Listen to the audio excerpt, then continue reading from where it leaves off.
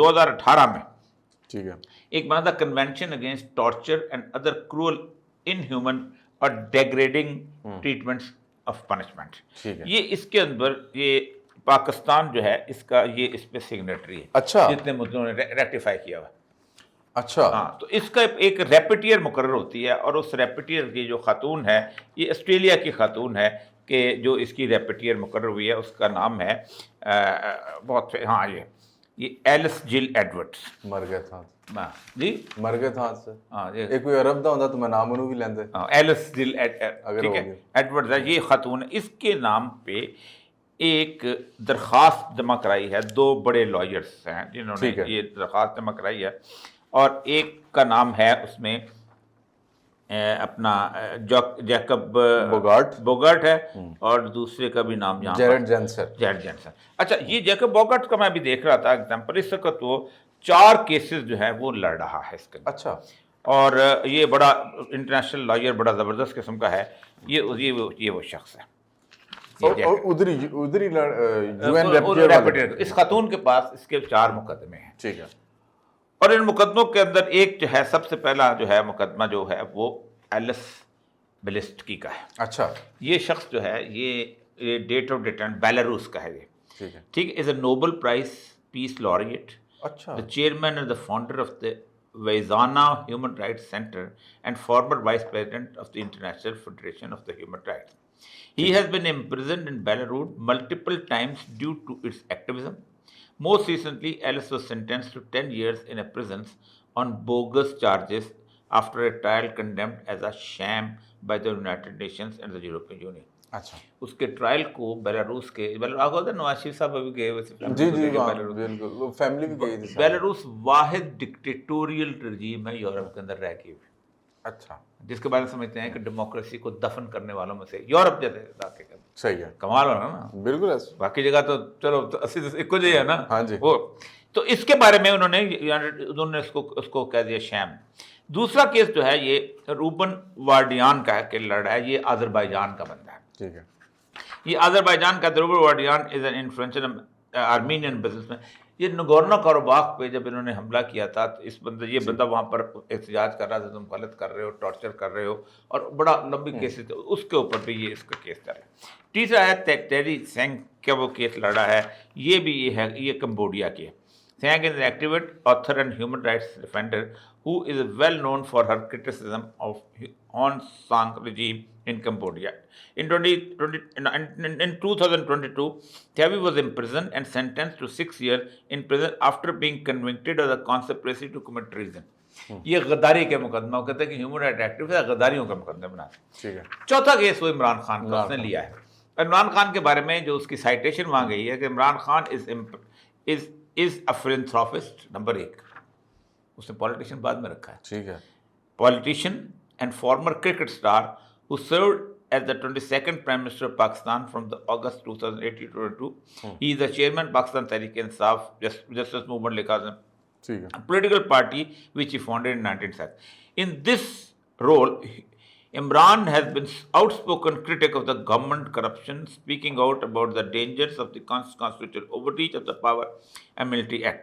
As a result, Imran has been subjected and is currently facing over 200 clearly political وہ cases جو اس نے بتایا اور 10 سال کے اس کو الیکشن سے پہلے. یہ اس کی درخواست ہے جو کہ اس ریپیٹیئر کے پاس چلے گئی ہے. اور یہ اس درخواست کے اندر انہوں نے کہا ہے کہ کیونکہ اس کے اندر قانون میں یہ لکھا ہوا ہے کہ ڈیفینیشن آف ٹارچر جو انہوں نے کی ہے وہ دیکھنے والی ہے. Definition convention specifies that for an act to amount to torture, it must inflict severe pain or suffering, whether physical or mental. اگر آپ ایک آدمی کو سالٹری کنفائنمنٹ میں رکھتے ہیں, اس میں کیا کہتے ہیں جو ہوتی ہے وہ قید تنہائی میں رکھتے ہیں. آپ دیکھیں کہ جیل کے اندر بھی وہ آپ اس کو 30 days سے زیادہ کسی کو قید تنہائی نہیں رکھ سکتے.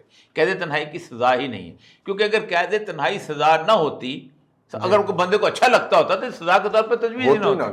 وہ جو کہتا ہے جنگل کے ننا سا جام پڑا ہو, میں وہاں زندگی گزار, ایسا زندگی گزارنے والا کوئی نہیں.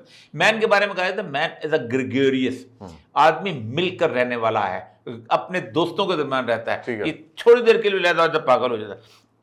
تو یہ ریپوٹیئر کے پاس چلا گیا. سر اس میں یہ بھی ذکر کیا کیونکہ you have read all the application کہ جس طرح اس کو ڈیٹین کیا ہوا ہے جی وہ سارا انہوں نے تفصیل سے دیا انہوں نے اس کے اندر. اب ہوگا نا یہ کہ اس کے اوپر وہ ظاہر بات ہے یونائٹڈ نیشن جو ہے وہ اپنا کوئی مشن بھیجے گی اس کے بارے میں آبزرو کریں گے جا کے.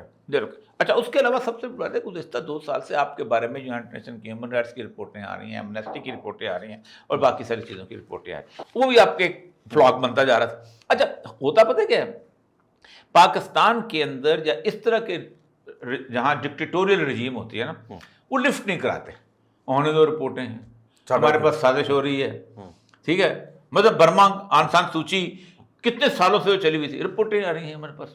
پھر اس کے بعد ساؤتھ افریقہ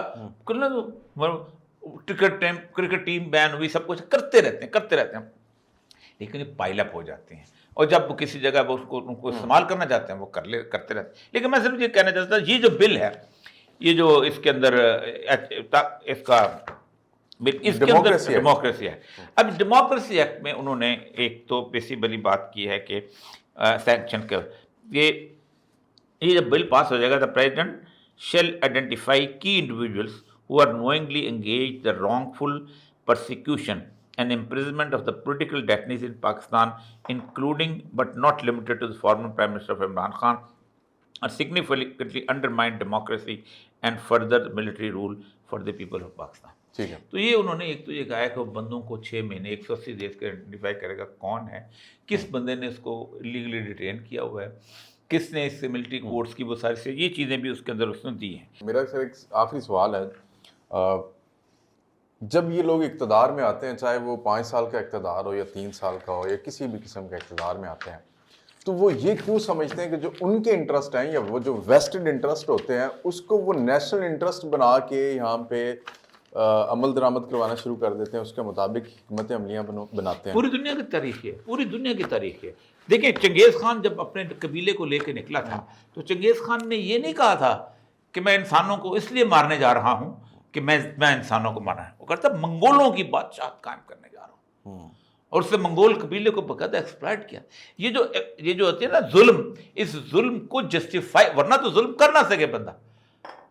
ہم کیا کرتے ہیں, ہم تو فساد فی الارض ختم کر رہے ہیں. اللہ کے رسول نے ہمیں کہا تھا کہ اللہ کے رسول نے فساد فی الارض میں کہاں اس طرح کی صورتحال کی ہے. اللہ کے رسول نے فساد فی الارض کا ایک کیس ہے, 2 بندے تھے, 2 بندے, یہ بڑا مشہور واقعہ ہے اس کا جرائنا والا واقعہ. ان کو رسول اکرم صلی اللہ علیہ وسلم نے بیت المال کے کچھ اونٹوں کی نگرانی پہ بھیج دیا. وہ مدینہ میں طبیعت خراب ہو گئی, آخر بات ختم کرتے ہیں. تو انہوں نے یہ کیا کہ جو ان کا رکھوالا تھا چوکیدار اس کو شہید کر دیا, صحابی تھے, اور اونٹ لے کے بھاگ گئے. آپ نے باقاعدہ سیریا بھیجا, یعنی صحابہ کو بھیجا, ان کو گرفتار کر کے لائے. ان کو کہا گیا کہ ان کو ایک ہاتھ اور ایک ٹانگ کاٹ کے ان کو صحرا میں چھوڑ دو. اچھا, بیت المال کی چوری, ریاست کی چوری, اتنا بڑا جرم ہے, یہ فساد فی الارض. اور اس کو رسول نے ڈیفائن کیا کہ میں فساد فی الارض میں سزا دے رہا ہوں. یہ جو ایک طرف ہاتھ کاٹ دو یہ بیت المال کی چوری جو گزشتہ 75 سال سے اس پاکستان میں ہو رہی ہے. کس چور کو آپ نے سزا دی؟